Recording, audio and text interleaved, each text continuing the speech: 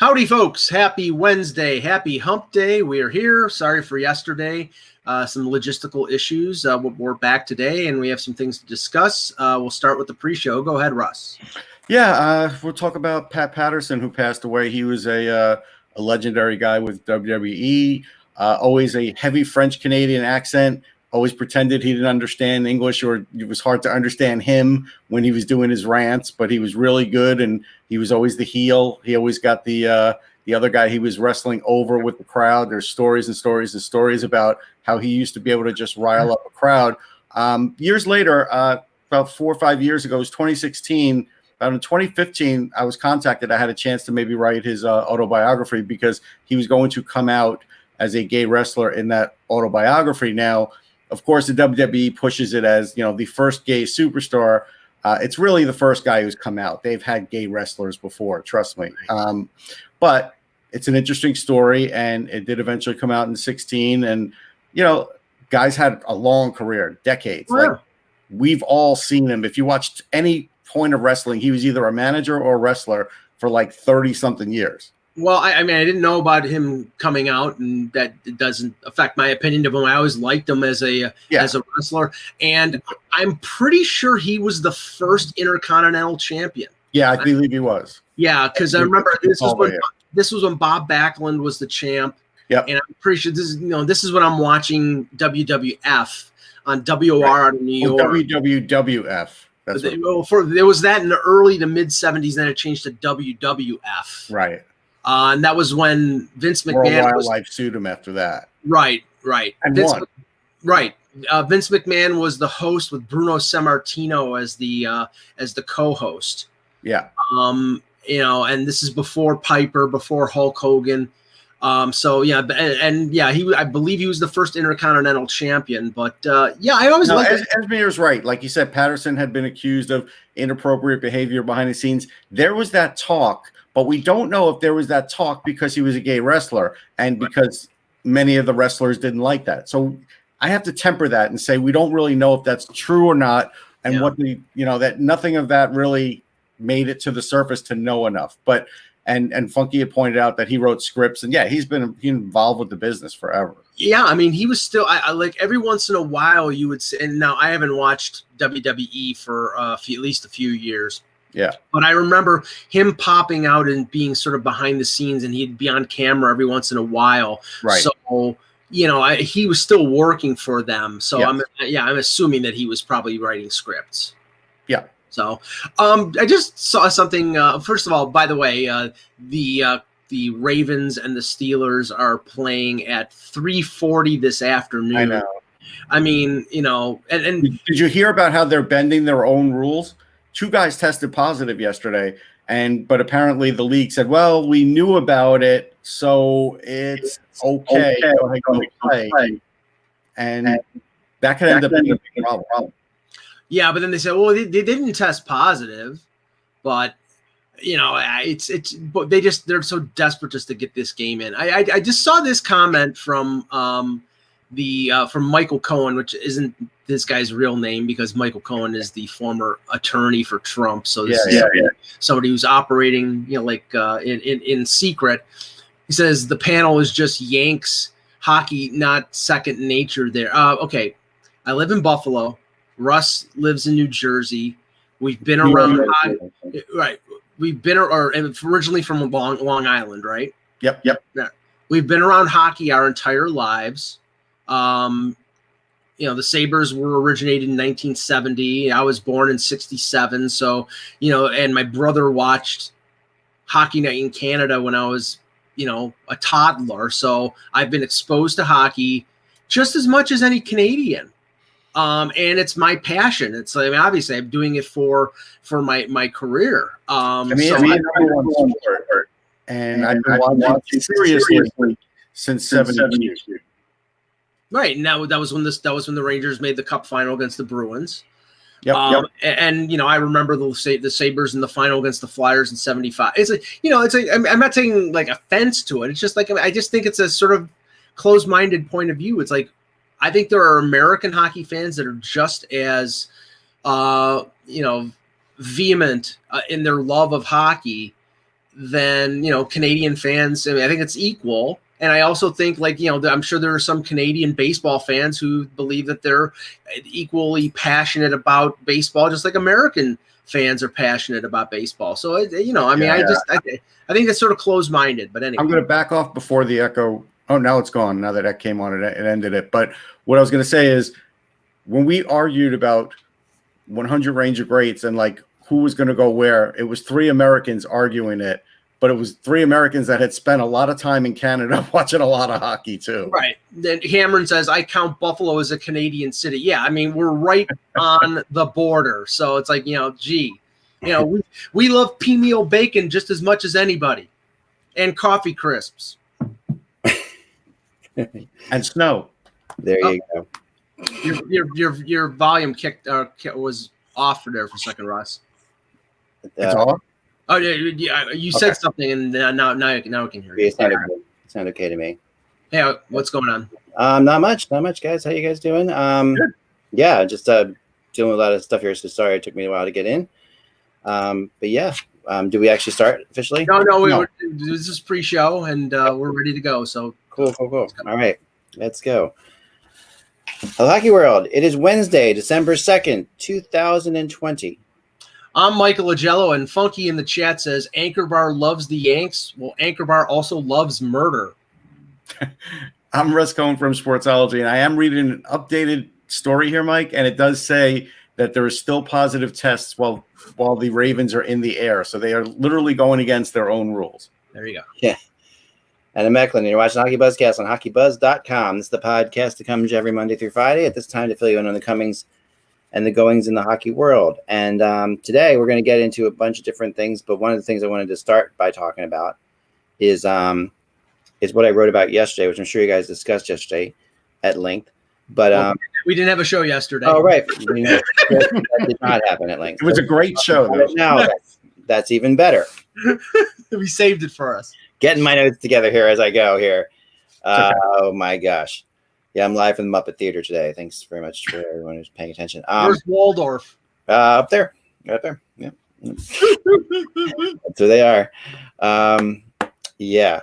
So the players held a meeting. They've been holding a lot of meetings, as Pierre LeBrun has been saying. They've been holding their own meetings, and we kind of figured that out. We said before that this isn't all silent right now. Nothing is silent. I mean, obviously, these guys know that time's of the essence. But the big thing that came out yesterday, and that I put out, and haven't really been seeing if anyone else put it out because I haven't really been able to, with family stuff, been able to read everybody else's stuff. But the big thing that came out yesterday is the 48 game thing, which one NHL owner told me was 99% what was going to happen. 48 games, that we weren't going to see any more than that. Okay. Basically saying that there's no benefit for anybody to do more than that. Well, just so you know, the scorecard in the chat room has Russ and Mike 0-4 for that, and you got partial credit for the 48 game. Well, and it's I'll tell you part of the reason why, because we were optimistic that we could at least get 60 in. Yeah. Now the optimism's gone. We have breaking news in terms of quotes here. Gary Bettman was speaking to Sports Business Journal on some panel called Deal Makers in Sport, and this is a quote from Chris Johnston from Sportsnet regarding the possibility of a January 1st start for the NHL season. He says that is a work in progress, influenced largely by what we are hearing from medical experts. We're not having negotiations, and we're not seeking to renegotiate. He says, adds that the NHL is looking for ways to avoid stresses on our system because players would be paid more than 50% under the current memorandum of understanding deal. So I think all they're really trying to do here, and I know that I understand why the players are balking, but the players are balking because they thought they had a deal, but what happened in July and what was thought was going to happen in July and what is happening now are two completely different things. And, I think the owners are basically saying, well, if it's a 50-50 split, we have to adjust this because we're going to lose more based on the agreement that we made in July. And the point is, the shorter the season, the more money they're going to lose. The less the owners lose. That's the owners lose. Yes. The less the owners lose. The players, the actual, the escrow negotiation, which is going to go on, which is going to have to be an issue, and they can say they're not having a negotiation, but they're going to have to throw a number at them that they're going to have to basically take. I think when they're talking about not being a negotiation, it's more like, this is all we can do. Heck, I mean, we have to come to grips with two things. I really had a bad feeling that nothing was going to happen this week, and now that he's got that, Mike just read that quote, that pretty much kills anything for this week. There's no way the players are going to do anything but respond with a quote, and that's it. So they're not going to talk this week. If they don't talk this week, Christmas is 2 weeks away. So even if they went to camp, they would have to take a week off after going to camp. Yeah. There's no way this season starts January 1st. Well, that's what Brian Burke said on Hockey Central. He said the players have dug in on a Christmas break.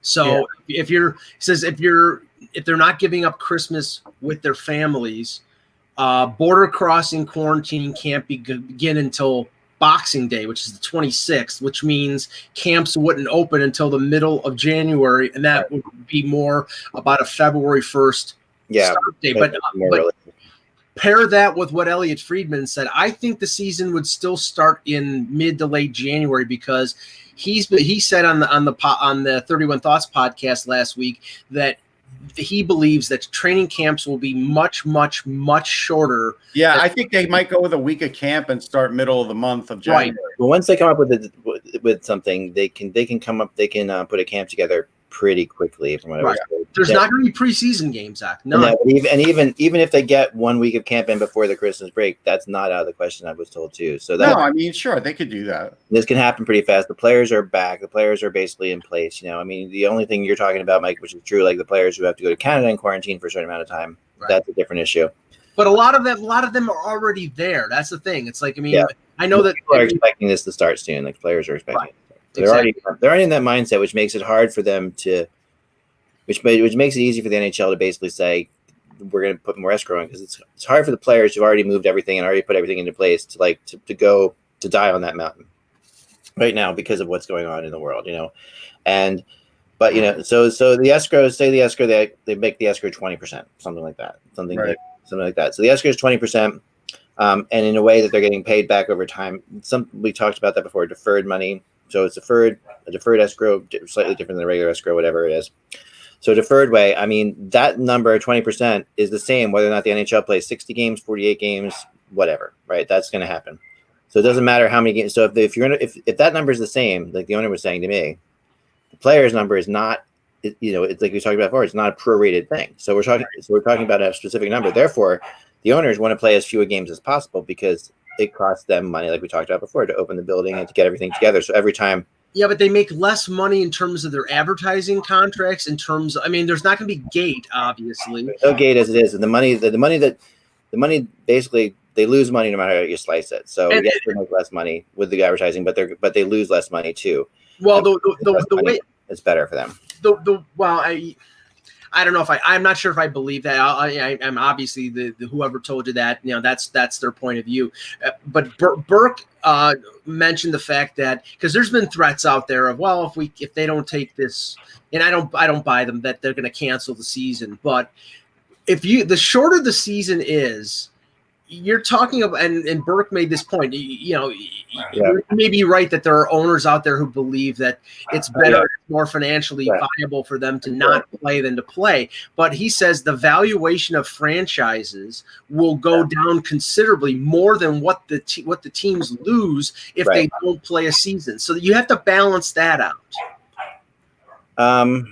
Yes, you do. But the big thing for them, I think that they're more looking right now. Everyone's more in a survival mode than valuations than long term. Right now, this is a survival frame of mind. Right. So they're looking at, like, if we're going to lose $1 million a game, say, we'd rather have 24 home games than 33 home games or whatever, 34 home games. Right. That's $10 million we didn't lose if we're going to lose $1 million a game. Yeah. That's pretty much where they're at. So to them, 48 games is a 24. Means 24 games, that means 24 home games. Yeah. That's where they're at. That's where they are right now. And some of the things. I'll be right back, guys. Give me 1 second. Sorry. Yeah. Yep. Some of the things that the league is going to have to navigate, Russ, and we've seen this in the NFL right now with San Francisco, Santa Clara County banning the 49ers from playing there, and they have to play 2 weeks in Arizona. I don't believe that the Rangers could play at MSG unless they get special permission from Cuomo. They will. Cuomo was saying that for things like that, he'll probably open it because he knows there's not going to be any fans there. Right. So there might be, just some workers. So really, at that point, opening MSG is not much different than opening a deli. Well, yeah. and you're seeing less people, really. So, Now, I haven't heard anything about like the Knicks having a problem playing at MSG. No, and they start December 22nd. Right. So, we don't know when their home games are. Like, I don't know what the Knicks. Let me see what their 2020 schedule is. Right, but that would pertain also to the Islanders in Nassau at the Coliseum and the Sabres at KeyBank Center. So they would all have to get some sort of special dispensation from from New York State. But here, surprise, I didn't realize they're going to have a preseason in the NBA, and that starts in 2 weeks. Right, December 11th. So San Jose might be under the same restrictions in terms of access to their building. Yeah. Now San Francisco, they didn't have fans in the stands there. It's strictly they don't want any kind of context in hockey. But now they've moved to Arizona. Like they're right. done. But I mean, what would San Jose do if I don't know if it's the same. That's not Santa Clara. It's not Santa Clara County. Yeah. So they would probably have to get something from that specific county, unless right. Yeah. So that's what makes it different. But I'm looking at the schedule here. So it looks like, see, right now they have the Knicks away for all their preseason games. So that must be on purpose. And what about the Brooklyn Nets? That's a good question. More quotes from Chris Johnston from Bettman. We've been absolutely unequivocal with the players that we're not trying to renegotiate. So I think what they're trying to stress here is they have a home game on the 13th. The Brooklyn Nets? Okay. At Barclays Center, a preseason game. What Bettman's trying to do is he's basically trying to say to them, we're not trying to throw out the 6-year CBA that we negotiated. We just need to adjust for this year because of the realities of how much money are being lost. I mean, this is the thing. When you read that quote, that's not the way it comes off. The quote basically comes off as, we made an agreement, live up to your agreement. And if we have to make a slight adjustment, maybe we will, but we're not doing it now. That's what it sounds like. Yeah, what Bettman is saying here is he's saying, okay, right now you're deferring 28%, 10% in deferment, and 18% or 20% in escrow, and 18%. Or 8%, I think it is. It's total is 20%. So they're getting 72% of their current contract. He's saying to them, if we stick with that, that's the limit of what you can lose, and we're losing more, so we have to adjust. But he's not even saying that. Like, that statement, at least the way I heard it, was basically like, hey, you signed that agreement, we expect you to live up to that agreement. Right, but I think what he's saying here is, Russ, with the fact that the league came out and said, well, we got to adjust the fees to get. Yeah, he's not saying that. Yeah, we have to. He didn't say that in that statement, Mike. No, but he said it before. No, but that's before. I'm telling you, that's you're falling back on the other one. I'm saying. You think he's walking it back? No, I just think the statement he just said today is maybe they've changed their mind, and right at this moment. Right. And again, it's right at this moment. It doesn't mean it can't change Friday, but right at this moment, they're like, live up to your agreement. That's basically what that agreement. But the situation, I think is a little reversed there. What you're saying, because basically the players will live up to their agreement that they signed. Right. He's saying if the players are fine with the agreement, the owners want to change it. Right. And that's the thing. For him to say that, that doesn't help. That doesn't help the owners at all. I don't think the owners are going to back down from wanting more deferred money than was agreed. Right, and they're not trying to renegotiate. Well, what he's saying is they want to keep They want to He didn't keep. say they're not trying to negotiate. He said they're not renegotiating. They want to keep the 50-50. No, the quote from Chris Wait Johnson. a second. You're going to have to wait because Chris Johnston's quote says, "We've been absolutely unequivocal with the players that we're not trying to renegotiate." Right. They want to keep the CBA that guarantees a 50-50 split. And what Bettman is saying here is, okay, at least what the league has said previous to this is, well, we need more in terms of deferment and in terms of escrow to get a 50-50 split. So he's basically saying here, we're not trying to renegotiate the 50-50 split, but we need more to guarantee the 50-50 split. But he didn't say that, Mike. So now we don't really know that. Right. He didn't say it. You could give that in a quote. Right. But I don't think they want to negotiate in the media. That's why I think I think that's definitely Jerry Casper milquetoast here. They are very conscientious. I wrote this yesterday. They're very conscientious of not making the players look greedy or not making them look greedy in the media. Like they felt like how the baseball did it was wrong, And they said, this isn't much different, Ack.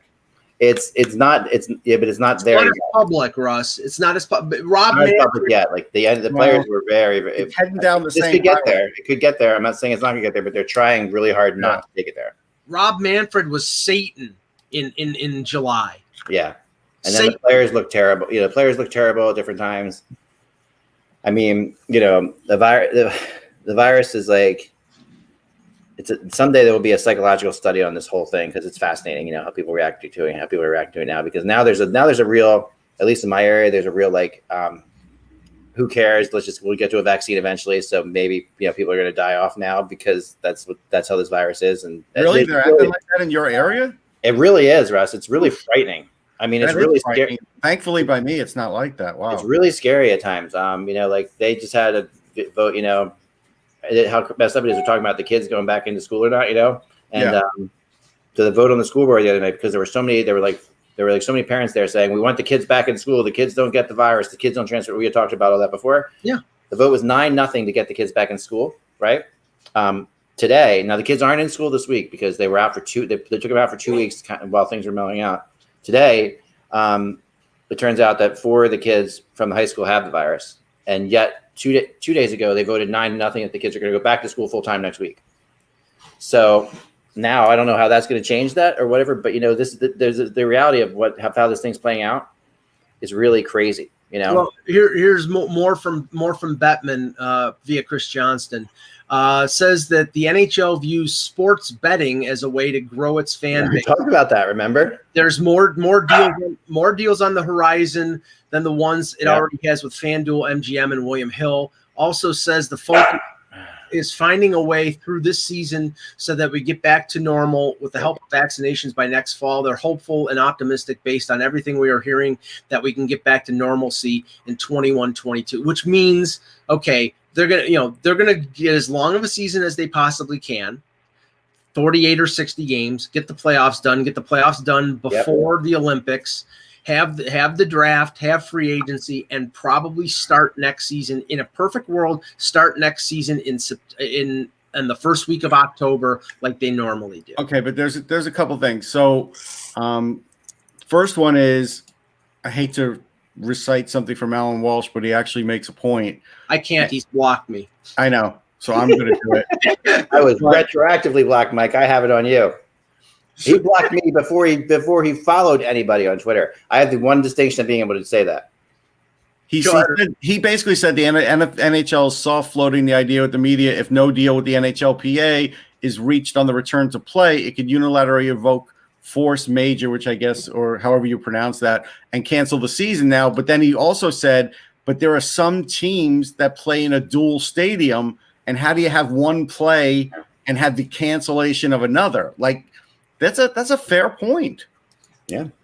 No, it is. It really is. And you're in that spot now where it's completely. See, it's Russ, what we were mentioning before, further on in one of the statements that Chris Johnson made, that Bettman said, The NHL is looking for ways to avoid stresses on the system because players would be paid more than 50% under the current memorandum of understanding. So he's basically saying they need to increase escrow and increase deferment to get to 50-50. So this is the same thing. The proposal that they made last week about 26% retention, 25% escrow, or increasing escrow in years 4, 5, or 6. They're on this. They're still sticking with that. And this is why they're saying, well, okay, if we don't increase this, then it's not financially viable for us to play. I know, but I'm telling you, public support is going to swing towards the players because the owners signed a deal. We always think that, but it never does. I don't know. I think it might, but the idea is, I also side with what the owners are saying. Like, hey, we signed a deal, but nobody thought it would drag on this long, and it has. Yeah, and so. You would hope that everybody would go back and negotiate in good faith, which they are and they aren't doing. But again, there is no real motivator for them to do that right now because there's no, again, we're at this point where even though they say the season is close, they're waiting until the last minute again. Like we're back to waiting until the absolute drop dead. We're going to start hearing there could be cancellations again, which we're starting to hear. We're going to hear all this stuff, and it's going to be down to the wire again. And we shouldn't be here, but we are. No, we are, and that's what I'm saying by the what I'm sensing as like a complacency that's coming across here at least. And we are it's different in Pennsylvania, New Jersey, and different in New York, and yes. Every state has its own thing, but I think Pennsylvania is probably the least careful of the three of our states. Yeah, I would have to agree with you. Yeah, New York's been over the top, really. I think done a pretty good job with it. I would. It's all debatable, of course. I would quibble with that, but let's not get into that. Yeah. But I had something else I wanted to do today, which I thought would be kind of fun to do because just so you know, just one thing. Sorry. Yeah, go ahead. So when you were off. It turns out like the NBA season preseasons are starting December 11th and 13th. Like they were able to figure it out. Wow. Okay.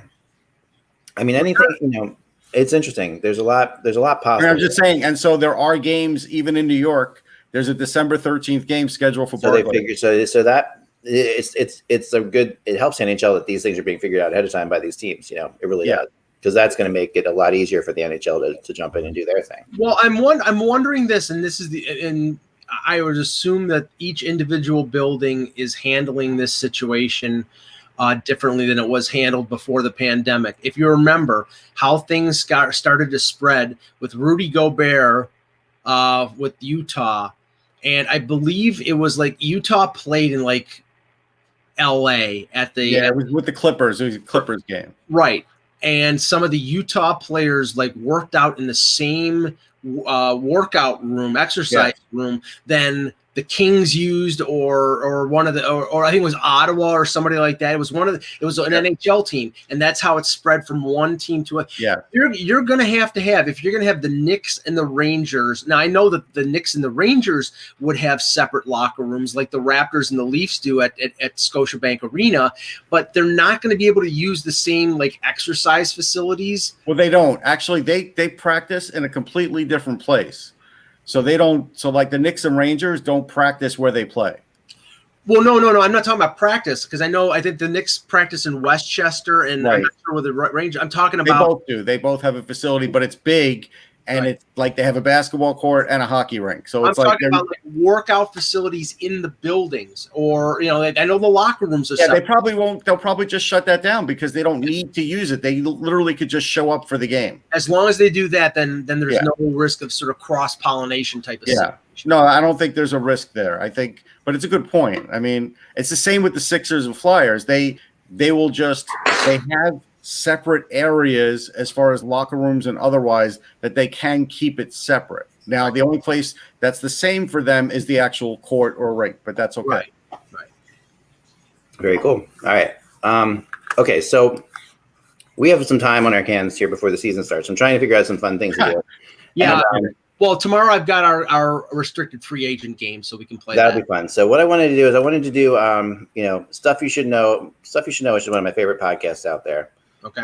Does things where they get into go a little deeper into things about topics you might not really know about. So I thought I wanted to do a thing called Pucks You Should Know, which is the concept is delving into the history and some of the oddities of certain NHL teams. And today, starting with the Toronto Maple Leafs. Okay, so I didn't want to give Mike want to give Mike this ahead of time because I was trying to I wanted to kind of speak on him and see about some of the fun things. And these are some of the interesting things. I'm not going to quiz Mike on this stuff, but and I want to get your opinion because doing research on some of this, there's definitely varying opinions on certain things from the beginning. Okay. Okay, so this team began in what year, Mike? 1917 was the Toronto Arenas, and then it was the Toronto St. Patrick's, then the Toronto Maple Leafs, and I believe 27. Very good. So the Maple Leafs began they started their first year. They were just called Toronto. Right. Before that, and they didn't play in Maple Leaf Garden. They played in a place called the Mutual Street Arena. Yep. Which I'm guessing from all all my research was on Mutual Street. Gee. And and they played there just for the first couple of years from 1917 to 1931. And in 1931 they moved to Maple Leaf Gardens, which was a really cool place. Yeah. It's still there, right? It is. Now it's the Mattamy Athletic Center. There's a Loblaws, and it's a smaller venue, but most of the inside is the same. There's just a lot less seats. I still haven't been there. I haven't even been in there. So they can play hockey in there. We were there for the rookie showcase. Oh, okay. Yeah, you were there. But that's in Ryerson, though. I thought that's what. Yeah, that's Maple Leaf Gardens. Okay, but but you didn't say Ryerson, so that confused me. No, I said that is the old Maple Leaf Gardens, Jen. Okay, I didn't hear that. Sorry. I was in there one time as a kid. Wanted to go to a game, but we were up there that day. My family, we decided to go to to see Toronto. I'll give you a little bit of trivia. I could go get it because it's in the other room. Yeah. But I took a tour of Maple Leaf Gardens after they'd moved out of Maple Leaf Gardens to the Air Canada Center, now Scotiabank Arena.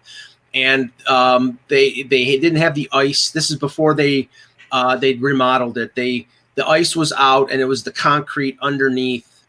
And they were doing some repairs on it, and they were digging up some of the sort of the concrete foundation. And I took a little piece of the concrete. So I have a piece of the foundation of the concrete from Maple Leaf Gardens. So basically I own a piece of the floor that, Bill Barilko won a Stanley Cup and Keon and all those guys. I like that. Yeah. It's like my little trivia of owning the penalty box bench from the Spectrum.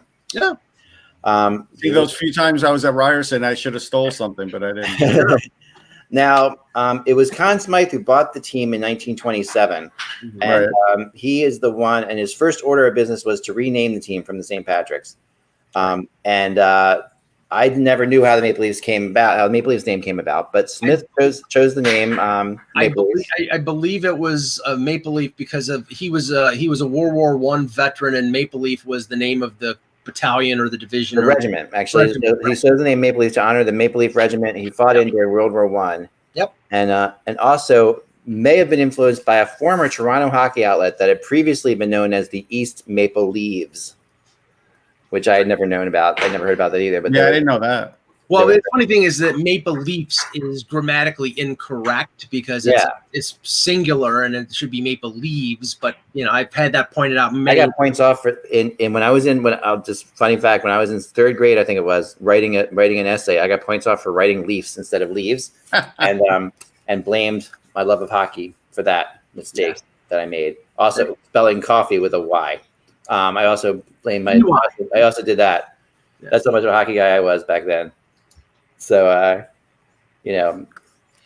actually have a cutout, a newspaper cutout of Conn Smythe meeting with the Professional Hockey Writers Association. And I forget what the headline was, but I think he was trying to set something straight because Conn Smythe always had problems. I think he was pretty much a loudmouth. He's got a really interesting history. That's not true? No. Of course that's true.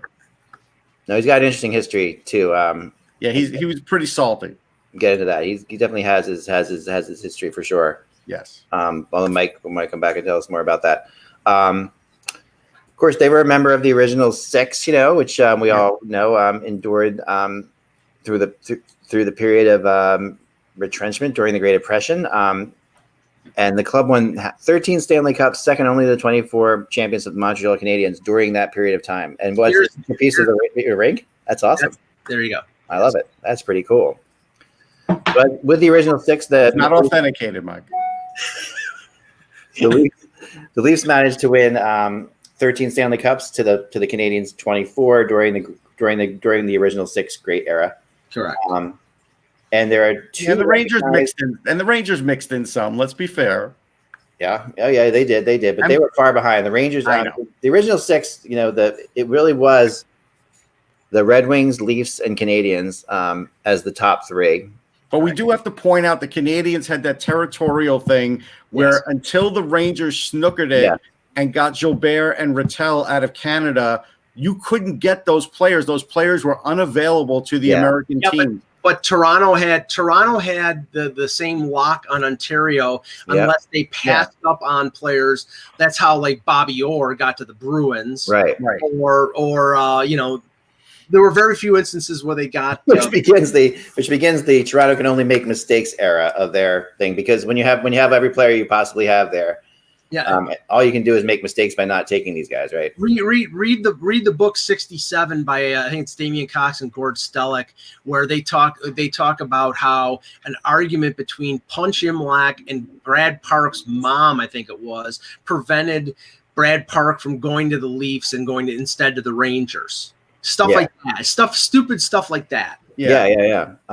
Now there were two extraordinary means, like it. Oh yeah, just to get a player not to go and play in Canada. Yeah, that was crazy, and that went on for years, and it really caused the Blackhawks to be terrible for a long time. Yes, and they were the I don't know what it's not like American players were any good. It didn't matter if you had access to American players. They were like the Ottawa Senators of the original six, I guess you would. Well, Mr. Zero was good, but there's very few. Yeah, the Blackhawks, Bruins, and to a lesser extent the Rangers were sort of the dumping ground for the other three teams. Yeah, Detroit was owned by the same. Detroit and Chicago were owned by the same family.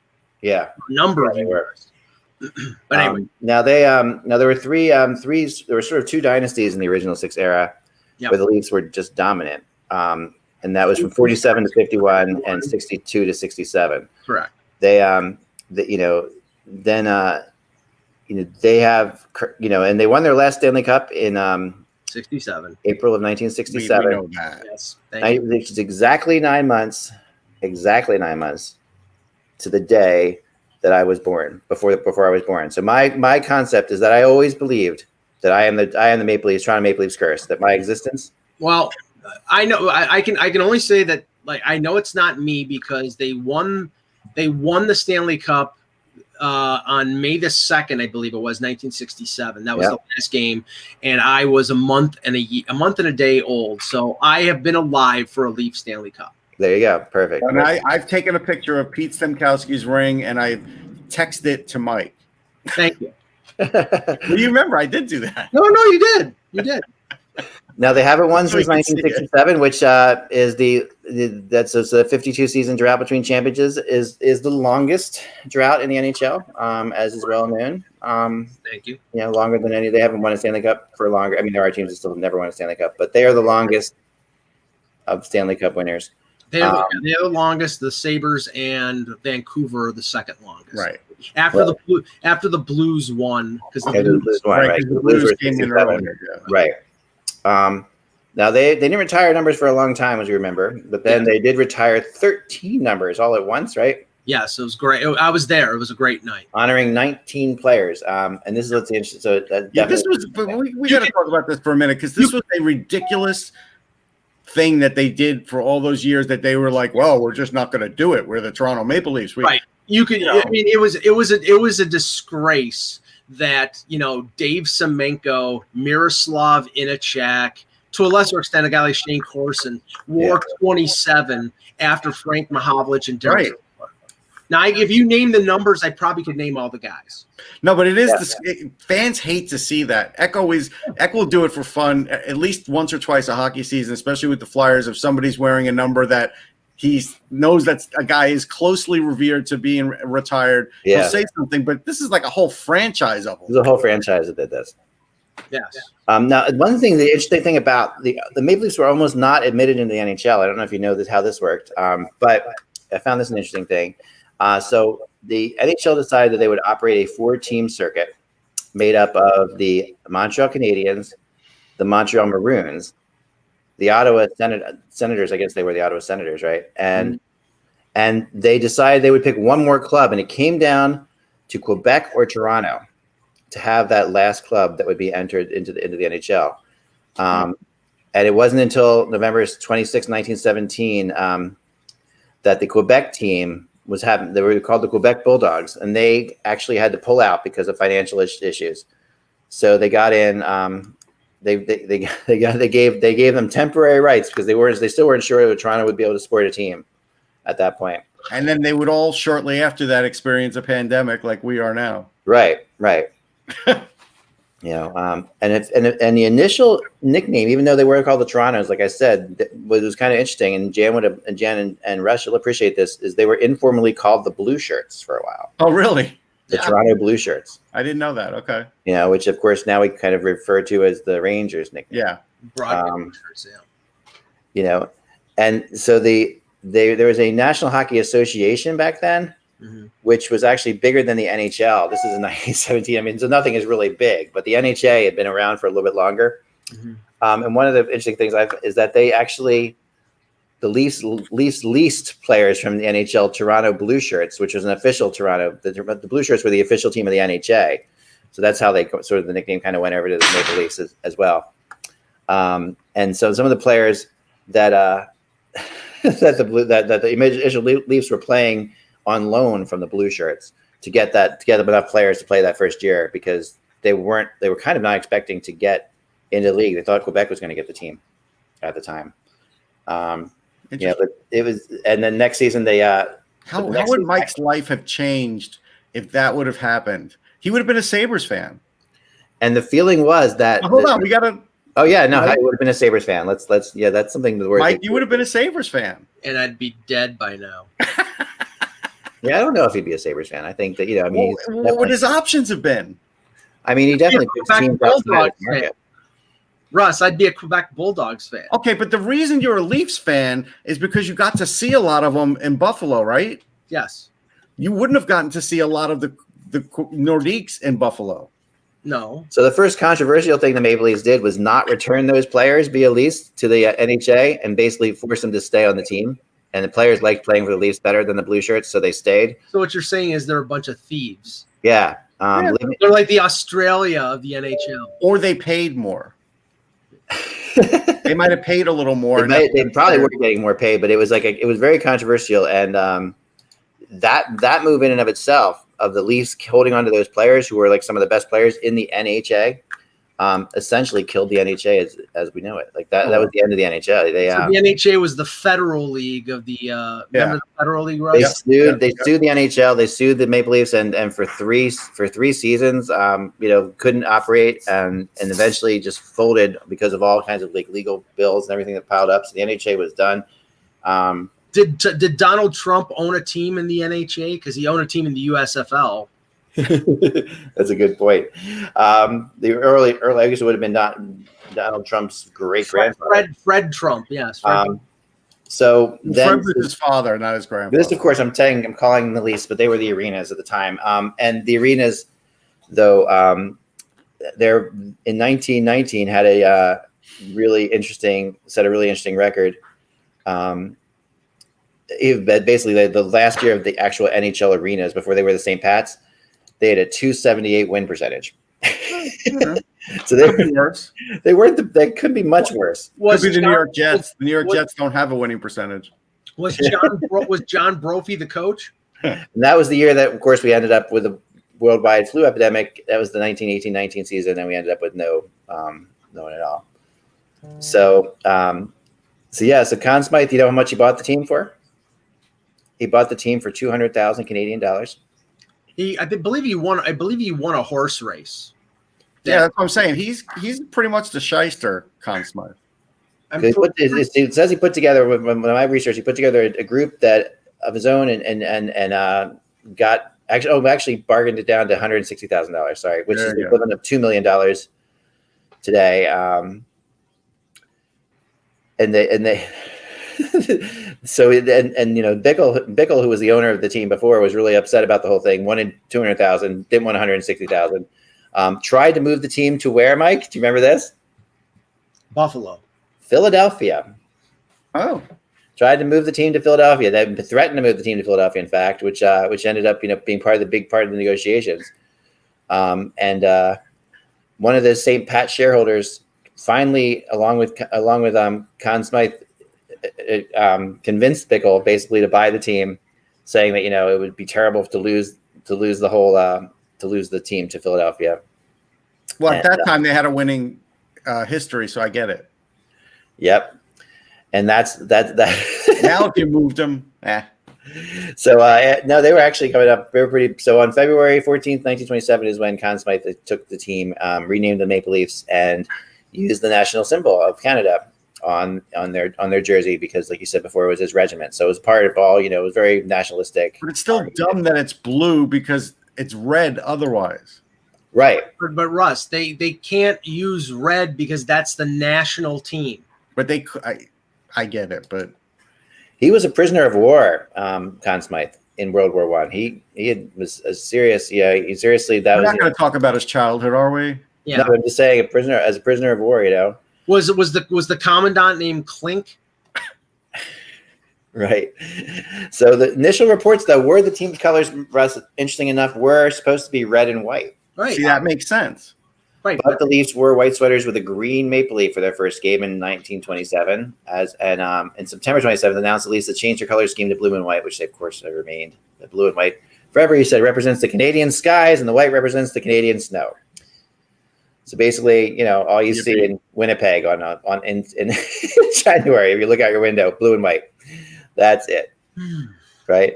The Maple Leaf Gardens, from the 1930s, that lasted till when, Mike? When would the Maple Leaf Gardens close down? They moved in 99. 99, right? But before that, the team was bought by somebody else, one of Mike's favorite people. Well, it was. They went through a couple different owners, but well, no. Remember, they were co-owned after Conn Smythe handed off the day-to-day ownership of the team to his son Stafford, who died in 1970. Right. That was from 61. In 61, he handed it over to his son and some other people. Right. Now, supposedly, and we don't know for sure, but the rumor is, the urban myth is that Harold Ballard got Stafford Smythe drunk, and while he was inebriated, got him to basically sign over the rights to the team if he passed away. So then he dies in 1970, and Harold Ballard buys out the ownership of the and Harold Ballard is a jailbird. He was in jail. I don't remember what it was at. I think it may have been tax evasion or something like that.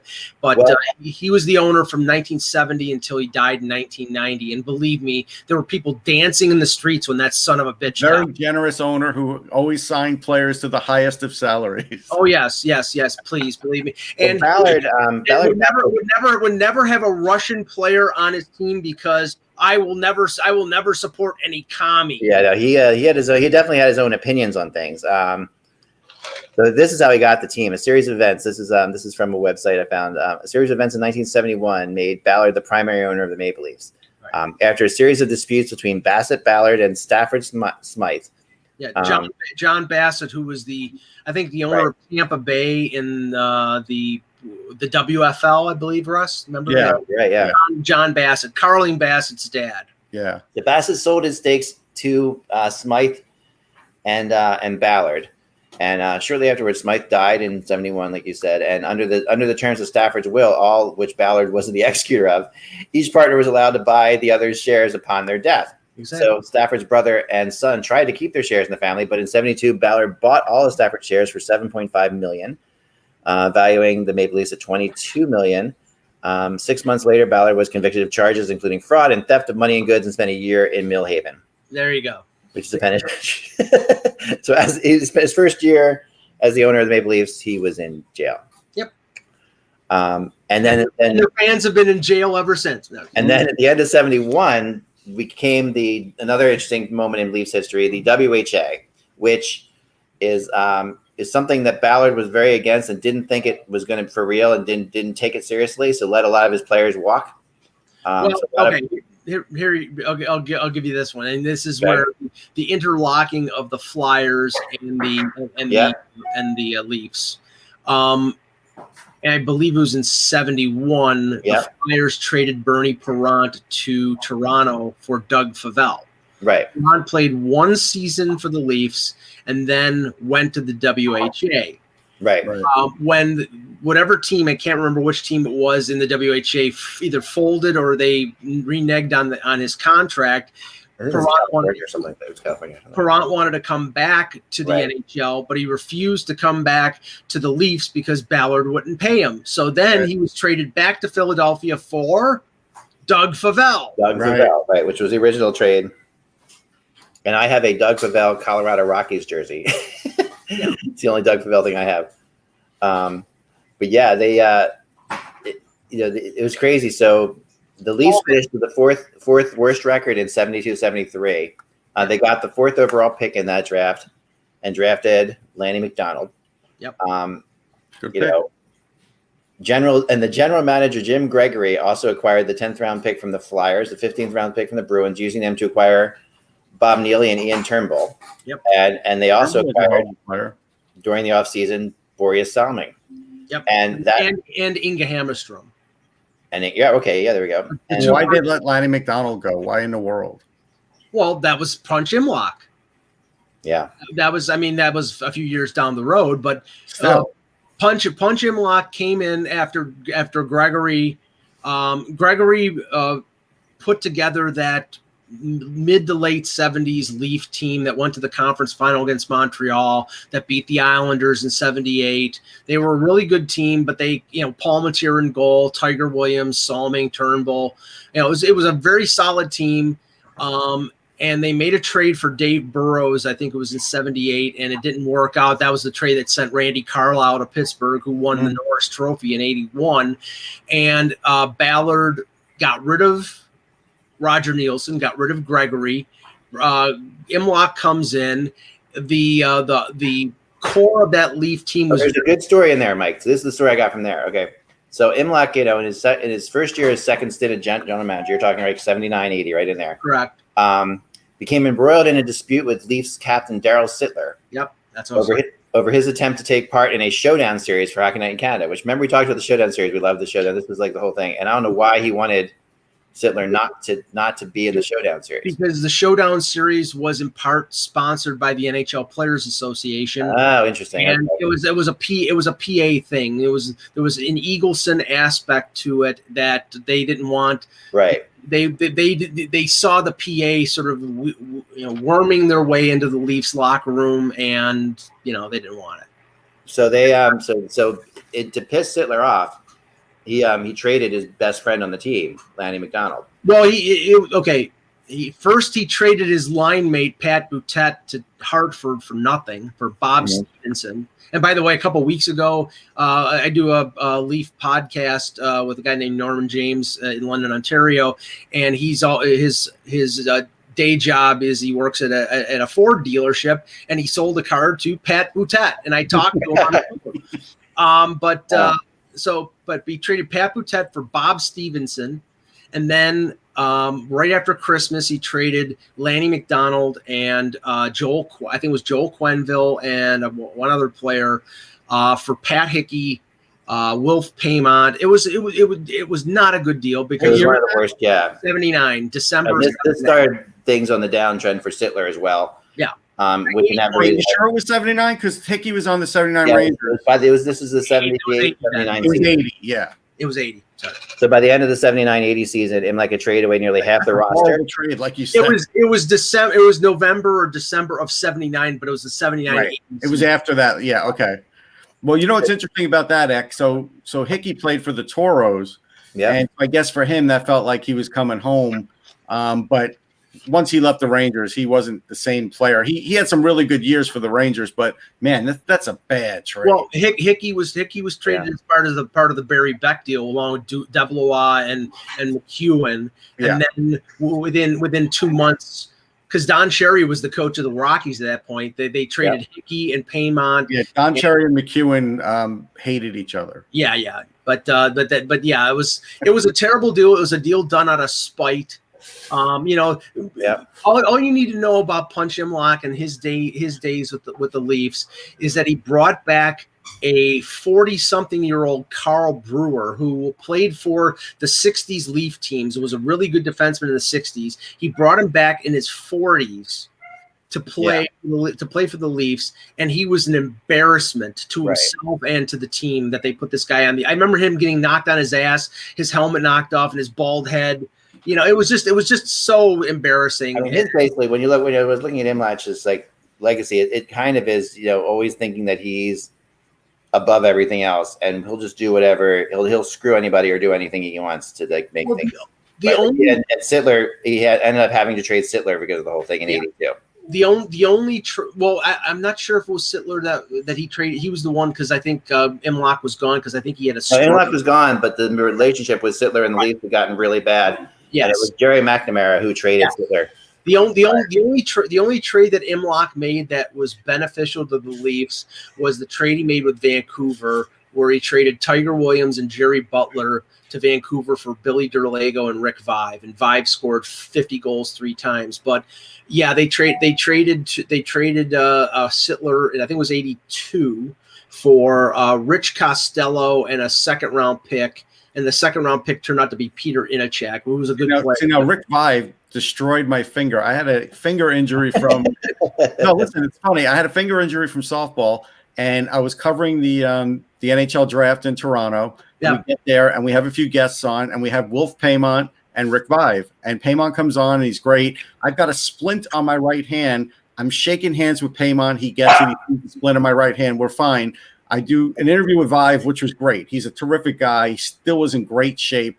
Like this guy, you could tell why he was a great player. We get done with the interview. I go to give him my left hand, and he takes my right hand, and he gives me the crunch because he probably saw that I was doing something righty, and that set me back 2 weeks. This guy was like a vice grip. After we finish this, I have the full Bettman quote here. So okay, so we're almost done. I just want to get it, and we're going to go through the '80s. We're going to ignore because they were really not a fun time for the Leafs. Well, the only high point to the '80s was the 1985 draft first overall pick of Wendell Clark. Okay, there you go. But 1990 to 2004 were pretty good years for the Leafs. They had some pretty good teams in there. They played really well. They ran into some issues with high stickings and things like that. Well, 1990 was a banner moment. We discussed before. 1990 was a banner moment because Harold Ballard died. Okay. Then Steve Stavro took over as the owner of the team. They bring in Cliff Fletcher in '92. And then they bring the 91-92 season. Then they bring in Pat Burns in 92-93. And of course, the father of Chuck Fletcher, who is the Flyers now. And they also made the biggest robbery probably of the 90s, which was the Doug Gilmour trade from Calgary. Yeah, it was a 10-player deal, and it was basically because Gilmour would not be able to get a new contract from the Flames, so Fletcher filched Doug Risebrough in that deal, and basically made the Leafs a contending team for a couple years. No, my dog was chewing on the power cord from my computer to the wall right there. That'll make his ears stand up. Yeah. So the other thing they picked up was stellar goaltending from Alanis Morissette, boyfriend, and star goalie Felix Potvin, who was he boyfriend to Alanis Morissette? Absolutely. I never heard that. That is what the song is written about, Mike. The famous No. I know there's other rumors out there, but it's written about Dave Coulier. It's not written about Felix Potvin. I have heard otherwise, and from very valuable sources. So I will not say who. But I have connections in the rock and roll, but I've heard that is a lie. So I'm putting that out there right now. Okay. All right. But all through the 90s, they couldn't get much further than the conference finals. And thanks to Matt Sundin. Yep. And then the dog is now just trying to bite my feet. And so finally on February 12th, 1998, MLGL, which was their organization at the time, purchased the Raptors an NBA team and the building and then that set in motion the move to the Air Canada Center. Now, the funny thing is that the Air Canada Center was originally designed as basketball only, and they changed it in mid-building to make it more a hockey, more multi-purpose.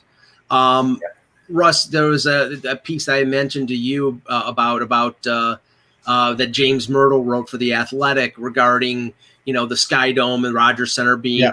And the one thing he talked about is that, eventually if they move out of Sky Dome and it's demolished, that might be an entree for the Leafs to build a new building where the Sky Dome is in maybe 10 years. I don't know when their lease is up, but the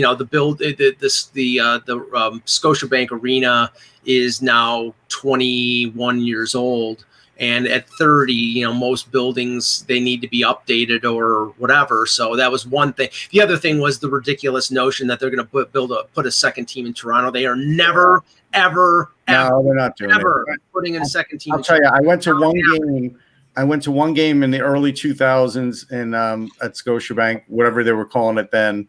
Air Canada, right. And I thought the crowd was great, but it was so sterile. It was just – I was sort of let down by everything but the people. The people made that place. They probably still make that place. But, yeah, it just – compared to other hockey rinks, I was just like, ooh, this is kind of like cold and sterile. Very antiseptic. Yeah, it is. I think that's the problem with Buffalo, with KeyBank Center. When you were at the Odd, the low roof kept all the sound in, and it was like a Thunderdome.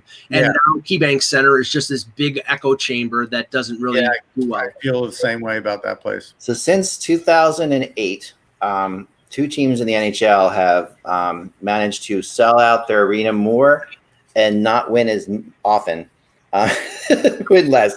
One of them being the Maple Leafs and the other being the Minnesota Wild, are the two teams that have had have had really just incredible fan support despite not really winning much in the playoffs.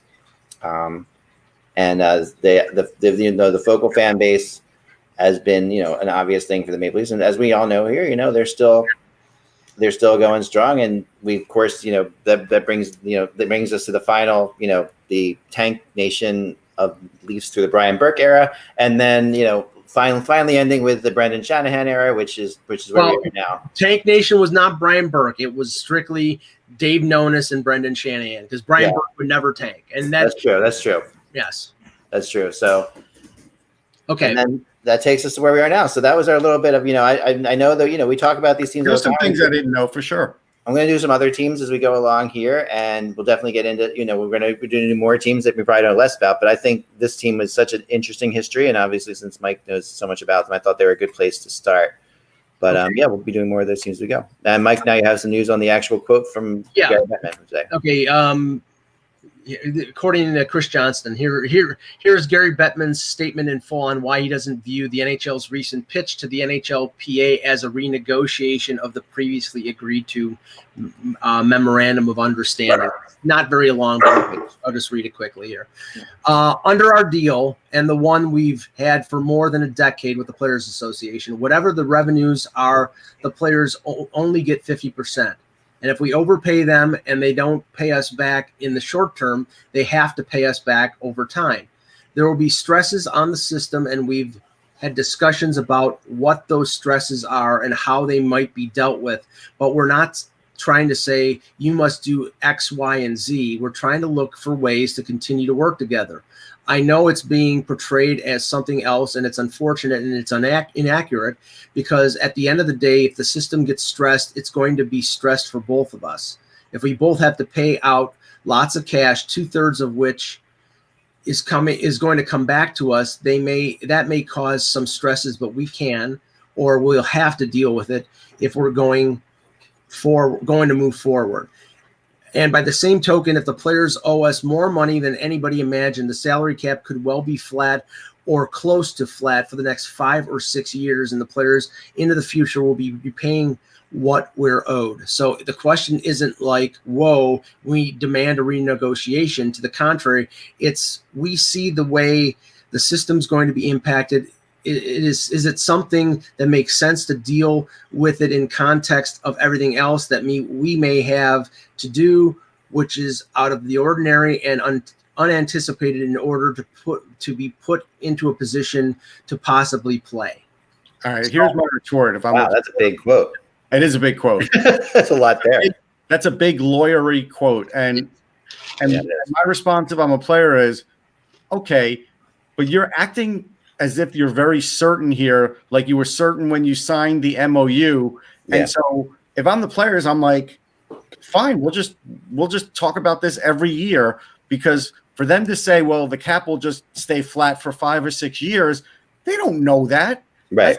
They didn't even know that this was going to be a bad situation now. Well, what he's saying, what he's saying is, I will guarantee you that the cap will play flat. That, because let's just say, hold on, let's just say for argument's sake, yes, it's bad this year, right? But they set records the next 2 years. He can't just keep the cap flat if they're making money hand over fist again. Sure, right? He can, because no. Well, let me finish. Because there's a $300 million deficit between 50-50 for the players and the owners. So they're saying, okay, before we can raise the salary cap based on revenue, you have to make up that $300 million. So we're going to keep the cap flat so we get our $300 million back. That's what he's saying.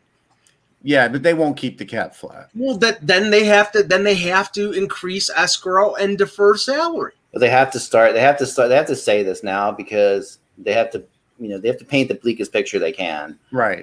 Because they did a good job. Pay us now or pay us later, but you're going to pay us. That's what they're saying. Yeah, it's in order to get the players to agree to this, they can't be like, well, there could be a big revival and everything's going to be fine.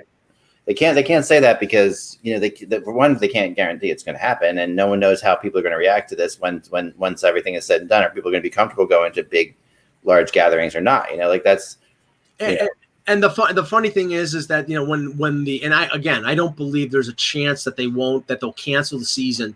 But when that talk came out yesterday, and somebody from the PA said, well, they can't cancel the season. It's not that's not agreed to as part of the MOU. Well, they can cancel the season. They can cancel the season because Alan Walsh just laid out how they can do it. Yeah, so they can. It's possible. It's possible, and the owners have to.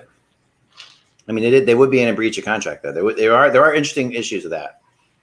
No, it's in the MOU that they can cancel the season. It's not a breach of contract, because if it's not financially viable for them to play a season, the league won't do it. They'll just say, play the season. Sorry, guys, no season this year. Yeah, if we can't make money, if it's not